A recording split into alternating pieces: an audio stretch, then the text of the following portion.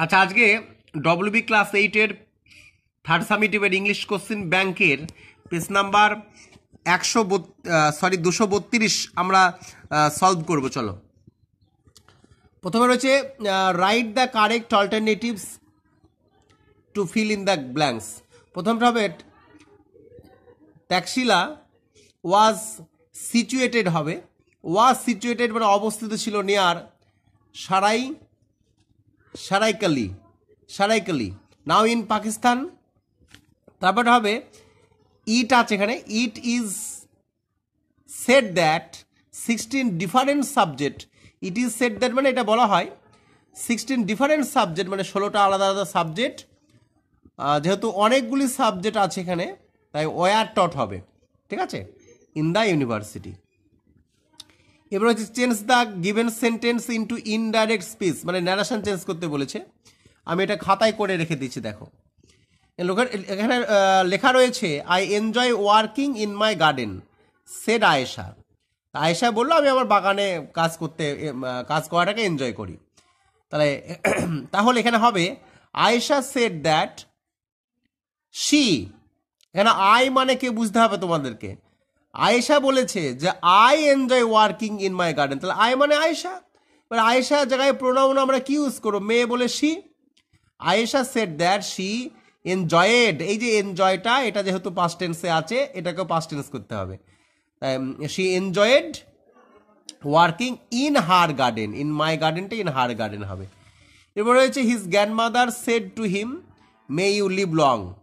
May you live long মানে তুমি দীর্ঘজীবী হও। এটা কে বললো? গ্র্যান্ডমাদার মানে উইশ করলো, উইশড।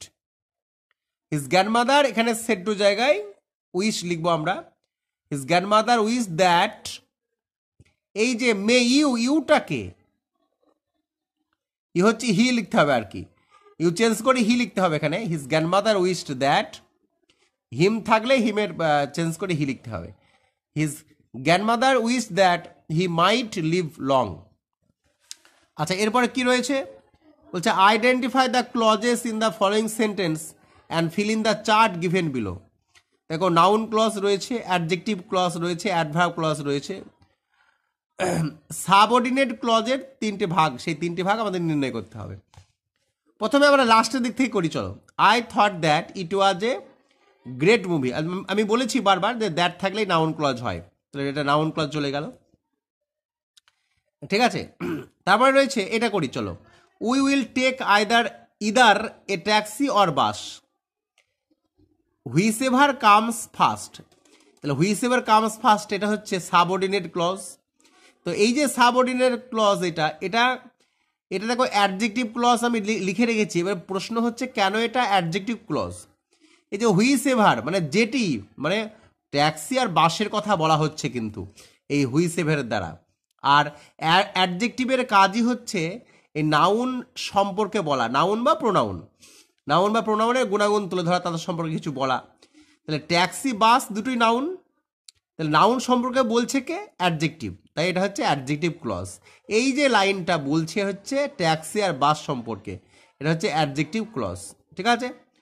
তারপরে adverb clause, while Lucky is taking the dog for a walk she will be getting some exercise.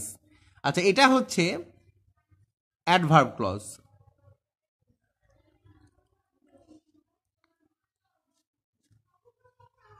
এরপর রয়েছে change the following sentence from active to passive.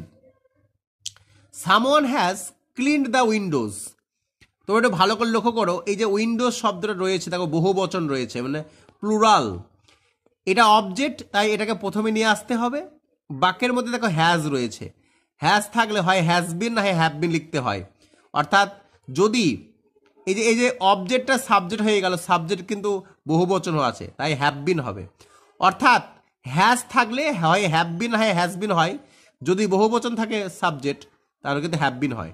তারপরে মূল ভাবটা 3 নম্বর cleaned, the windows have been cleaned, এইটুকু লিখলেই হবে এটা।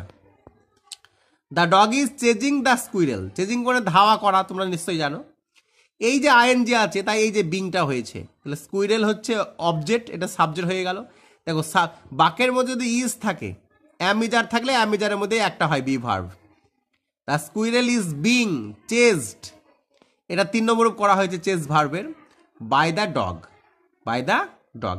এটা কেন বিং হলো, আইএনজি আছে বলে। ইজ থাকলে অ্যামিজারের মধ্যে একটাই হয়, ঠিক আছে। তো এইটুকু ছিল গ্রামার আজকে। যদি ভালো লাগে ভিডিওটা অবশ্যই শেয়ার করবে, লাইক করবে এবং কমেন্ট করবে।